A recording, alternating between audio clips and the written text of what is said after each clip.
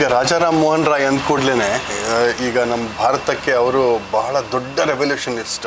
ಈ ನಮ್ಮ ಮೂಢನಂಬಿಕೆಗಳೇನಿದೆ ಅದಕ್ಕೆ ಬಂಡಾಯ ಎದ್ದಂಥವ್ರು.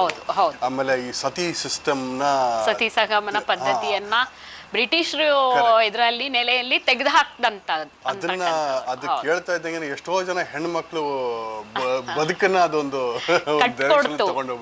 ಇದು ಚಾಲೆಂಜಿಗಾಗಿ ನಾನು ಒಂದು ವಿಚಾರ ಹೇಳ್ತೀನಿ.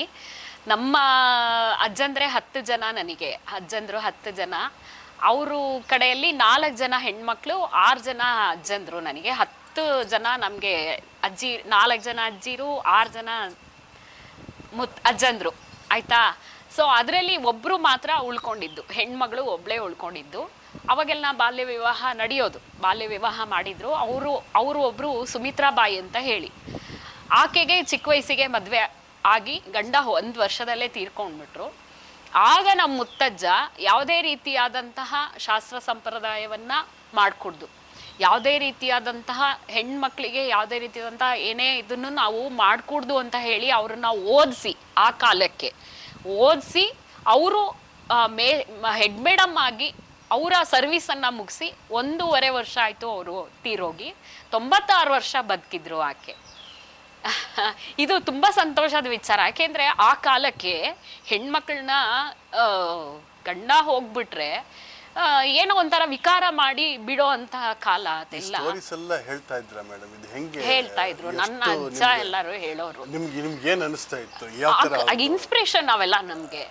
ಈ ತರ ಅವರನ್ನ ನೋಡಿದ್ರೆ ನಮ್ಗೆ ಇನ್ಸ್ಪಿರೇಷನ್. ಆಕೆನೆ ನಮ್ಮ ಮನೆಗೆ ಮೇಟಿ, ಆಯ್ತಾ.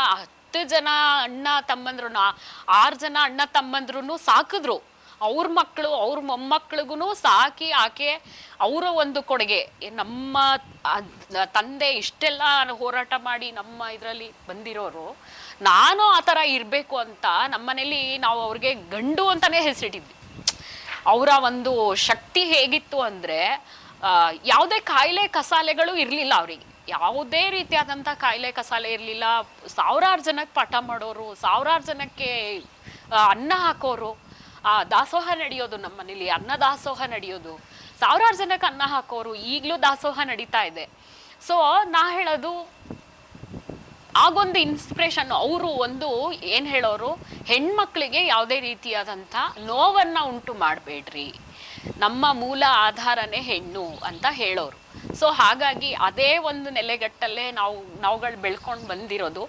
ನಮಗೆ ಸ್ವಾತಂತ್ರ್ಯ ಹೋರಾಟಗಾರರ ಬಗ್ಗೆನೇ ನಾನು ನಮ್ಮ ತಂದೆನ ಕೇಳಿದಾಗ ಹೇಳಿದ್ರು, ಅವಾಗ ಈ ಥರ ಇದೆ ನೋಡು, ಇವರು ನಿನಗೆ ಅಜ್ಜ ಹೀಗೆ ಅವರೆಲ್ಲ ತೋರಿಸ್ಕೊಡ್ತಾ ಹೋದರು.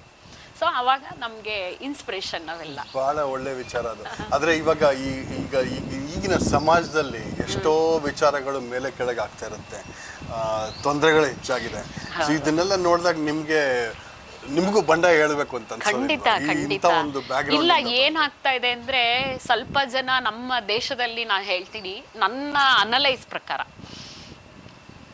ನೆಕ್ಸ್ಟ್ ಜನರೇಷನ್ಗೆ ಏನು ಬೇಡ, ನಾವು ಬದುಕಿದ್ರೆ ಸಾಕು, ಯಾರೇನು ಬೇಕಾದ್ರೂ ಮಾಡ್ಕೊಂಡು ಹೋಗ್ಲಿ, ಪಕ್ಕದ ಮನೇಲಿ ಏನಾದರೂ ನಮಗೆ ಬೇಡ, ಆ ಥರ ಮಾಡಬೇಡಿ ದಯವಿಟ್ಟು. ಯಾಕೆಂದರೆ ಇದು ನಮ್ಮ ಗೂಡು, ಭಾರತ ಅನ್ನೋದು ನಮ್ಮ ಒಂದು ಚಿಕ್ಕದೊಂದು ಗೂಡು. ಅದನ್ನು ನಾವು ಅಖಂಡವಾಗಿ ತೋರಿಸ್ತಾ ಹೋಗ್ತಾ ಇದ್ದೀವಿ. ಇದನ್ನ ಕಾಪಾಡಿ, ಇದನ್ನ ದಯವಿಟ್ಟು ಕಾಪಾಡಿ. ನಮ್ಮ ಈ ಅರ್ಥ ಏನಿದೆ, ಇದನ್ನ ಒಂದು ಸುಂದರವಾದ ತೋಟನೂ ಮಾಡ್ಬೋದು, ಇಲ್ಲ ಬೆಂಕಿ ಉರ್ಸಿನಾದ್ರೂ ಮಾಡ್ಬೋದು ಅಲ್ವಾ. ಬೆಂಕಿ ಉರ್ಸೋದ್ರಿಂದ ಎಲ್ಲ ಹಾಳಷ್ಟೇ, ಯಾವುದು ಉದ್ಧಾರ ಅಂತೂ ಖಂಡಿತ ಆಗಲ್ಲ. ದಯವಿಟ್ಟು ನಾನು ಕೇಳ್ಕೊಳ್ಳೋದು, ನೆಕ್ಸ್ಟ್ ಜನ್ರೇಷನ್, ನಮ್ಮ ಮುಂದಿನ ಕನ್ನಡಿ ಅಂತ ಹೇಳ್ತೀವಿ, ಆ ಜನ್ರೇಷನ್ನವ್ರಿಗೆ ಯಾವುದನ್ನು ಹಾಳು ಮಾಡಬೇಡಿ, ಕಾಪಾಡ್ಕೊಳ್ಳಿ. ದಯವಿಟ್ಟು ಪೊಲ್ಯೂಷನ್ ಮಾಡಬೇಡಿ, ಏರ್ ಇದು ಮಾಡಬೇಡಿ. ಇದು ಒಂದು ಹೋರಾಟನೇ, ಹೌದಲ್ವಾ.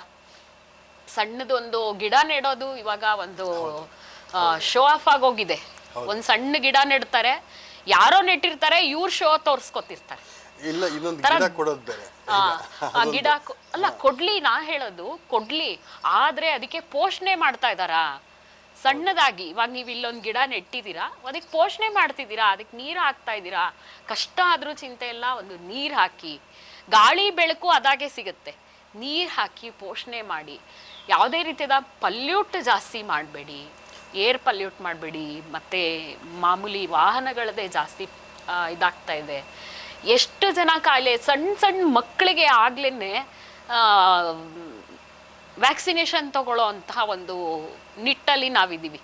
ಯಾವುದೂ ನೀವು ಔಷಧಿ ಮೂಲಕನೇ ಕೊಡೋ ಅಂಥದ್ದೇ ಆಗೋಗ್ತಾ ಇದೆ. ದಯವಿಟ್ಟು ಅದನ್ನ ಒಂದು ಸ್ವಲ್ಪ ಆ ಒಂದು ನಿಟ್ಟಲ್ಲಿ ನಾವೆಲ್ಲ ಹೋರಾಟ ಮಾಡೋಣ. ನಮ್ಮ ಇನ್ನರ್ ಏನಂದ್ರೆ ನಾವು ಅಲ್ಲಿ ಯೋಧರಿಗೆ ನಾವು ಅಲ್ಲಿ ಹೋಗಿ ನಾವೇನು ಸಾಥ್ ಕೊಡ್ತೀವೋ ಇಲ್ವೋ ಗೊತ್ತಿಲ್ಲ, ಆದರೆ ಇಲ್ಲಿಂದನೇ ನಮಸ್ಕಾರ ಹಾಕೋಣ ಯೋಧರಿಗೆ. ಆದರೆ ಇಲ್ಲಿ ನಮ್ಮ ಒಳಗಡೆ ಅಲ್ಲಿ ಅವರು ದೇಶ ಕಾಯ್ತಾ ಇದ್ದಾರೆ, ಇಲ್ಲಿ ನಾವು ಕಾಯೋಣ. ನಮ್ಮ ದೇಶವನ್ನ ನಾವು ಸ್ವಚ್ಛವಾಗಿ ಇಟ್ಕೊಳ್ಳೋಣ. ಎಲ್ಲದಕ್ಕಿಂತ ಹೆಚ್ಚಾಗಿ ಮನಸ್ಸನ್ನ ಸ್ವಚ್ಛವಾಗಿ ಇಟ್ಕೊಳ್ಳೋಣ. ಒಬ್ಬ ಯೋಧ ಹೋರಾಡ್ತಾ ಇದ್ದಾರೆ, ಅವರು ನಮ್ಮ ದೇಶಕ್ಕೆ ಕೊಡುಗೆ ಕೊಡ್ತಾ ಇದ್ದಾರೆ ಅಂದ್ರೆ ಮೋದಿ ಅವರು ಮಾಡ್ತಾ ಇದ್ದಾರಲ್ಲ, ಅವ್ರಿಗೆ ನಾವು ಸಾಥ್ ಕೊಡೋಣ ಅನ್ನೋದನ್ನ ನಾನು ಒಂದು ವಿಚಾರ ಮೇಡಮ್ ಇಲ್ಲಿ ನಾನು ಒಂದು ಆ್ಯಡ್ ಮಾಡ್ಲಿಕ್ಕೆ ಇಷ್ಟಪಡ್ತೀನಿ. ನಿಮ್ಮ ಅಭಿಪ್ರಾಯನೂ ದಯವಿಟ್ಟು ಇದ್ರ ಬಗ್ಗೆ ತಿಳಿಸಿ. ಜನರಿಗೆ ಬಹಳ ಇಂಪಾರ್ಟೆಂಟ್ ಆಗುತ್ತೆ ಈ ವಿಚಾರ ಬಗ್ಗೆ. ಯಾಕಂತಂದ್ರೆ ಈಗ ನೋಡಿ, ಈ ಹೆಣ್ಣು ಅಂತಕ್ಕಂಥದ್ದು ಒಂದು ಮಹಾಶಕ್ತಿ. ಈಗ ರಾಜಾರಾಮ್ ಮೋಹನ್ ರಾಯ್ ಅವರು ಅದನ್ನ ಕಾಪಾಡಿದ್ರು. ಇದು ಇದು ಬಹಳ ಇಂಪಾರ್ಟೆಂಟ್ ಟಾಪಿಕ್ ಆಗುತ್ತೆ. ಈಗ ಎಷ್ಟೋ ಜನ ಈ ಭ್ರೂಣ ಈ ಹತ್ಯೆಗಳು ನಡೀತಾ ಇದೆ. ನಮ್ಮ ಮೈಸೂರಿನ ಜಾಗದಲ್ಲಿ ತುಂಬಾ ಆಗ್ತಾ ಇದೆ. ಕಾವೇರಿ ನದಿನಲ್ಲಿ 1200 ಭ್ರೂಣಗಳನ್ನ ತಗೊಂಡೋಗಿ ಅಲ್ಲಿ ಬಿಟ್ಟಿರೋದು ಹೆಂಗೆ ಮನಸ್ಸಿಗೆ ಬಂತು ಅಂತ ನನಗೆ ಇಲ್ಲ.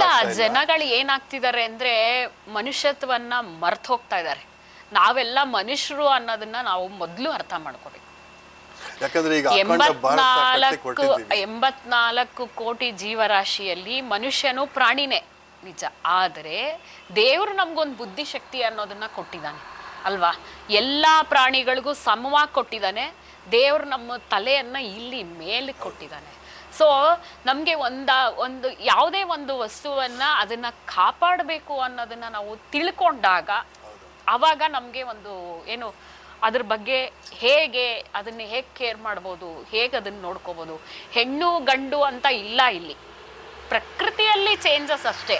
ನಿಮ್ಮಲ್ಲಿ ಆಗ್ತಕ್ಕಂಥ ಬದಲಾವಣೆ ಬೇರೆ, ನನ್ನಲ್ಲಿ ಆಗ್ತಕ್ಕಂಥ ಬದಲಾವಣೆ ಬೇರೆ. ಪ್ರಕೃತಿ ನಮ್ಗೆ ಇದು ಕೊಡುಗೆ ಕೊಡ್ತಾ ಇದೆ. ಸೊ ನಾವೇನ್ ಮಾಡಬೇಕು, ಅದನ್ನ ಭೇದ ಭಾವಗಳನ್ನ ಮರೆತು ನಮ್ಮ ದೇಶಕ್ಕೆ ಏನ್ ಮಾಡಬಹುದು, ನಮ್ಮ ಕೊಡುಗೆ ಏನಿದೆ, ನೆಕ್ಸ್ಟ್ ಜನರೇಷನ್ಗೆ ನಾವೇನ್ ಕೊಡುಗೆ ಕೊಡ್ತಾ ಇದೀವಿ, ಬ್ಯಾಲೆನ್ಸ್ ಆಗ್ತಾ ಇಲ್ಲ ಭೂಮಿ. ನೀವು ಹೇಳ್ದಾಗೆ ಮೊದಲು ಪ್ಲಾಸ್ಟಿಕ್ ನಿಷೇಧ ಮಾಡಬೇಕು. ಪ್ಲಾಸ್ಟಿಕ್ ನಿಷೇಧ ಮಾಡದೆ ಹೊರತು ಒಂದು ಪ್ಲಾಸ್ಟಿಕ್ ಭೂಮಿ ಒಳಗಡೆ ಸೇರ್ಕೊಂಡ್ರೆ 100 ವರ್ಷಗಳ ಕಾಲ ಅದು ಕರಗಲ್ಲ. ಸೊ ಎಲ್ಲರೂ ತಿಳ್ಕೊಬೇಕಾದಂಥ ಒಂದು ವಿಚಾರ ಇದು. ಪ್ಲಾಸ್ಟಿಕ್ ಇಂದ ಹಿಡಿದು ಪ್ಲಾಸ್ಟಿಕ್ ಮುಕ್ತ ಮಾಡಬೇಕು. ಮೊದಲು ಪ್ಲಾಸ್ಟಿಕ್ ಮುಕ್ತ ಮಾಡಬೇಕು. ಎಲ್ಲಂದ್ರಲ್ಲಿ ಉಗಿಯೋ ಅಂಥದ್ದು, ಎಲ್ಲಂದ್ರಲ್ಲಿ ತಗೊಳೋ ಕಸ ಹಾಕೋ ಅಂಥದ್ದು ಅದನ್ನ ದಯವಿಟ್ಟು ಮಾಡಬೇಡಿ. ಮತ್ತೆ ಪ್ಲಾಸ್ಟಿಕ್ ಒಳಗಡೆ ಎಲ್ಲ ಹಾಕ್ಬಿಟ್ಟು ಹಸುಗಿಡೋ ಅಂಥದ್ದು, ಪಾಪ ಅದು ಮೂಕ ಪ್ರಾಣಿ, ಅದಕ್ಕೇನ್ ಗೊತ್ತಾಗತ್ತೆ? ಪ್ಲಾಸ್ಟಿಕ್ ತಿಂದ್ಬಿಡುತ್ತೆ, ಅದು ಗೊತ್ತಿಲ್ಲ ಅದಕ್ಕೆ. ನಮ್ಮಂಗೆ ನಿಮ್ಮಂಗೆ ಬಾಲ್ ಇಲ್ಲ ಅದಕ್ಕೆ. ನಮ್ಮ ಹಾಗೆ ನಿಮ್ಮ ಹಾಗೆ ಬಾಯಿ ಇಲ್ಲ ಅದಕ್ಕೆ. ಪ್ಲಾಸ್ಟಿಕ್ ಅನ್ನ ತಿಂದ್ಬಿಡುತ್ತೆ. ತಿಂದು ಹೊಟ್ಟೆ ಒಳಗೆ ಸೇರ್ಕೊಂಡಾಗ ಅದಕ್ಕೆ ಕರಗದೆ ಇದ್ದಾಗ ಪಾಪ ನಾನೇ ನೋಡ್ದಂಗೆ ಅದಕ್ಕೆ ಎಷ್ಟೋ ಆಪರೇಷನ್ಗಳು ಮಾಡಿ ತೆಗ್ದಿರೋ ಅಂಥದ್ದನ್ನ ನಾನು ನೋಡ್ತಾ ಇದ್ದೀನಿ. ದಯವಿಟ್ಟು ಮೂಕ ಪ್ರಾಣಿಗಳಿಗೆ ಹಿಂಸೆ ಕೊಡಬೇಡಿ. ನಮ್ಗಾದ್ರೆ ಬಾಯಿ ಇದೆ ಹೇಳ್ಕೊತೀವಿ, ಆ ಮೂಕ ಪ್ರಾಣಿಗಳಿಗೆ ಬಾಯಿ ಇಲ್ಲ. ಅದನ್ನ ಮಾತ್ರ ದಯವಿಟ್ಟು ಕಾಪಾಡಿ. ನಮ್ಮ ಪ್ರಕೃತಿಯನ್ನ ಸ್ವಚ್ಛ ಮಾಡೋದು ಅವೇ ಇಂಪಾರ್ಟೆಂಟ್ ಆಗ್ಬಿಡುತ್ತೆ. ಸೊ ದಯವಿಟ್ಟು ಪ್ರಕೃತಿನ ಮೊದಲು ಕಾಪಾಡಿ. ಪ್ರಕೃತಿ ಇಲ್ಲ ಅಂದ್ರೆ ಪುರುಷ ಏನು ಮಾಡ್ಲಿಕ್ಕಾಗಲ್ಲ. ಪ್ರಕೃತಿ ಅಂದ್ರೆ ಹೆಣ್ಣನ್ನ ಕಾಪಾಡಿ ಅಂತ ಅರ್ಥ. ಹೆಣ್ಣಿದ್ದ ಹಾಗೆ, ಇದು ಭೂತಾಯಿ ಅಂತ ಹೇಳ್ತೀವಿ. ಎಲ್ಲದಕ್ಕೂ ಹೆಣ್ಣಿನ ಹೆಸರೇ ಇಟ್ಟಿದ್ದಾರೆ ನೋಡಿ. ನಮ್ಮ ಪೂರ್ವಜರು ನದಿಗಳಿಗೆ ಹಿಡಿದು ಪ್ರತಿಯೊಂದಕ್ಕೂ ಹೆಣ್ಣಿನ ಹೆಸರು ಇಟ್ಟಿದ್ದಾರೆ. ಯಾಕೆಂದ್ರೆ ಅಷ್ಟು ಸಹನೆ ಇರುತ್ತೆ ಅವಳಿಗೆ, ಅಲ್ವಾ? ಆ ತರ ಸಹನಾ ಮೂರ್ತಿ ಅಂತಾನೆ ಹೇಳ್ಬೋದು ಹೆಣ್ಣು ಮಕ್ಕಳನ್ನ. ಸೊ ದಯವಿಟ್ಟು ಪ್ರಕೃತಿನ ಕಾಪಾಡಿ, ಜೊತೆಗೆ ಹೆಣ್ಮಕ್ಳನ್ನೂ ಕಾಪಾಡಿ. ನನಗೆ ಕೇಳ್ಕೊಳ್ತೀನಿ.